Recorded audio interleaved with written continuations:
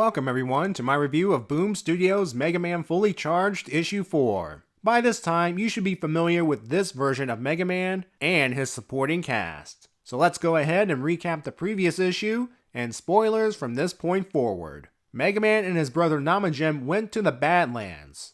The reason? Namajim wanted to show Mega Man why Light built them, to be super fighting robots against other robots. He also told Mega Man that Skullman and his army will soon be in the city. Disregarding Suna and therefore Light, Mega Man went to Wily to get upgraded and to get Mega Mini back online. It worked, but right afterwards, Skullman and his forces attacked. Despite the upgrades, Mega Man's still outnumbered. Just before Skullman ends this, a transport pod arrived, carrying a new player called Zero.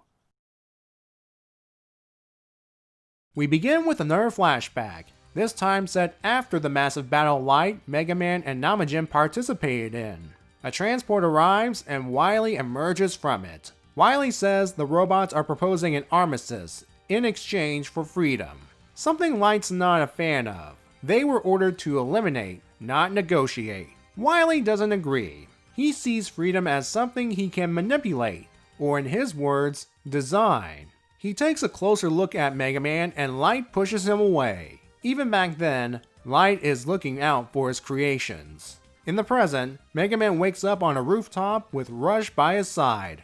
Zero rescued him between issues.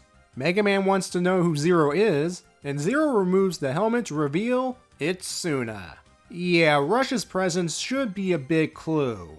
She rightfully points out that, whether Mega Man likes it or not, this is their fight now. Both humans and robots are under attack by Skullman's army. The head honcho himself goes to another rooftop to meet up with Dr. Wily. It seems the two are in this together. Why am I not surprised? It would explain why Skullman came straight to Wily's lab last time. Wily was trapping Mega Man using the upgrades as bait. Skullman's not happy Mega Man got the upgrades, but he's still willing to work with Wily. For now. The Robot Master heads for the streets to join in the attack. Mega Man, Rush, and I'll call Suna Zero while she's in the armor, charges towards them. Mega Man and Rush go for Skullman, and Zero, Gutsman and Blasto Woman. She takes out Gutsman by tripping him using her lance and the door to her pod. Then she throws the lance at Blasto Woman, taking her out of the fight. Mega Man's doing a better job against Skullman, even with Zero and Rush coming to his aid. Skullman still takes the chance to stab Mega Man in the head. Again. As before, this starts another flashback memory. This time showing Dr. Light giving Mega Man and Namajim a clean slate from all the Hard Age related stuff. Rush interrupts Skullman's stabbing, and Mega Man prevents a third stabbing attempt. Unfortunately, this success cost him his Mega Buster for the moment. Not to worry, Mega Man. Your dear old dad has arrived and has unpacked his Hard Age power armor for the occasion. Chaotique engages Light. While she is fast, she's easily distracted as Zero cheap shots her. Shifting her focus to Zero will cost her as it leaves her open to Light's fist. Back over to Wily. Namajim destroys his robot guards before threatening the Doctor himself. Well, I was wrong. Wily's not working with Skullman, he's playing both sides. No matter who wins, they will benefit. By they, Wily means himself and Namajim. Wily starts pulling the same stunt on Namajim as he did with Mega Man. You're meant to rule the robots. I'm your master servant, and let me upgrade you. Namajim doesn't fall for it thanks to his experience with Lord Obsidian. That just means Wily has to step up his game, saying there's a reason Namajim's here, now, and he doesn't have to hide in the shadows once upgraded. Mega Mini's working on repairing Mega Man's Mega Buster while Light and Zero provide cover. During a brief respite, Mega Man reveals to Light that he knows about the Hard Age. Now's not the time to get deeper into it, they still have Skullman to deal with. This time, the Light family all take a shot at him, with Mega Man finally putting him down thanks to switching weapons. He offers Skullman a chance for a new beginning. Skullman responds by activating his self-destruct mechanism. Mega Man saves his family by blocking the blast with Iceman's power. So that's that. The city is saved, right? Well, no. It turns out Namajim did take Wily's offer and has arrived, fully upgraded, ready to fight.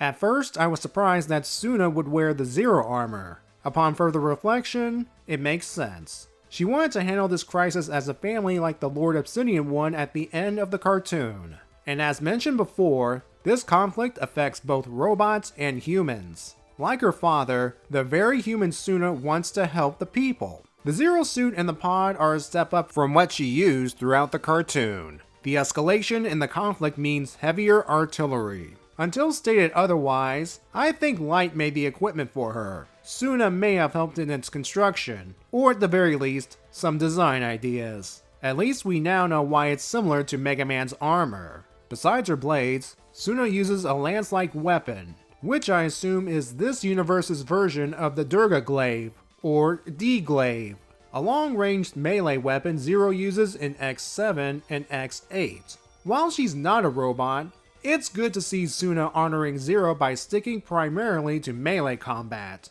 This may also be a nod to the Mega Man ZX series. For those unaware, the ZX game's main mechanic is your player character would use items called biometals to transform an ordinary person into a Mega Man. I doubt Suna's utilizing a biometal. However, in spirit, she could be considered Mega Man Zero. It's official. Wily is the villain of the story. He wants to take over the world with the robots through manipulation. We got a glimpse of that when he considered shifting the robotic peace talks in his favor during the flashback. It's also revealed during the flashback that Light and Wily did know each other. Are they considered colleagues like their classic counterparts? We'll have to see. In present day, Wily is playing all sides of the conflict, offering his services, let them duke it out, and when the dust settles, he'll take advantage of the winner. We don't know when he made contact with Skullman, but I would imagine Wily offered something in value, otherwise, the Robot Master would have decapitated him on the spot. Wily may or may not have built Skullman, but I believe he did upgrade the Robot Master. I'll explain why in a bit. The offer for Mega Man, the upgrades, and the revival of Mega Mini. And finally Namajim, stronger upgrades, no longer having to hide in the shadows, and rule over the robots. Fans of Fully Charged might be thinking, wait, didn't Sergeant Knight / Lord Obsidian play both sides of the conflict, with the end goal being control of the robots as well? On the surface, yes. Though I wouldn't be surprised if Knight was watching Wily at some point and got the idea from him. What makes them different is, Knight has to play dual roles to get followers on both sides. And his methods are more out there if you get my meaning. Wily's methods are subtle. He doesn't hide the fact that he's a human who wants to ally with robots, and he knows what buttons to push. It's how he got Namajim to accept the upgrades, even after the robot learns to be cautious of manipulative individuals. I'm just worried what'll happen to Bert when he learns that his grandfather is the bad guy. He looks up to him, remember? And he may be devastated if he finds out. We get a better idea of the Hard Age timeline thanks to this issue's flashbacks. Based on what we saw, Light created Mega Man and Namajim to be his super fighting robots. I'm using this image from the end of the last episode because I believe it's the earliest point in the timeline, before the two would be armed for battle. If you see in the flashback images, Namajim has his infamous scar on his left eye, presumably battle damage from the war. The war happens with Light aiding his creations with his power armor.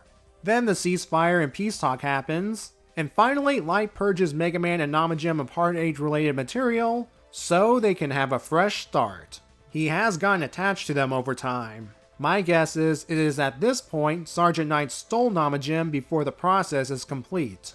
That's why he still has the scar. Light never had the chance to fully repair him. With the son he has left, Light converted him into Aki. There are still some things that are missing, like, when did Aki discover he can transform into Mega Man? And when did he acquire Mega Mini? I'm sure fans of the show will let me know in the comments. The main battle is reminiscent of the Hard Age conflict, only substitute Zero for Namajim. What stood out to me is how Mega Man has changed. He's trying to hold back his attacks in an attempt to disable the robots, compared to outright destroying them in the past. That's the thing with the Light family.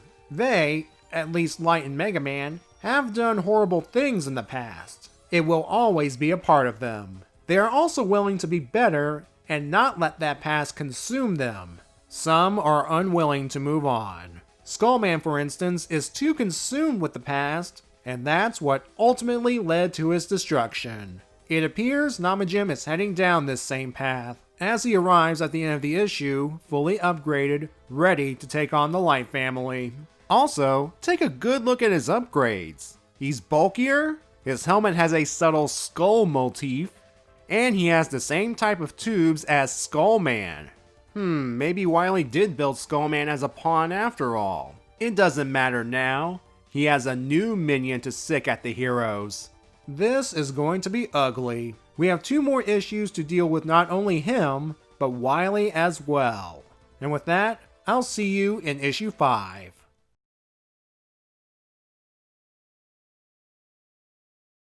Okay, it's official. Wily definitely went to the Palpatine School of Manipulation.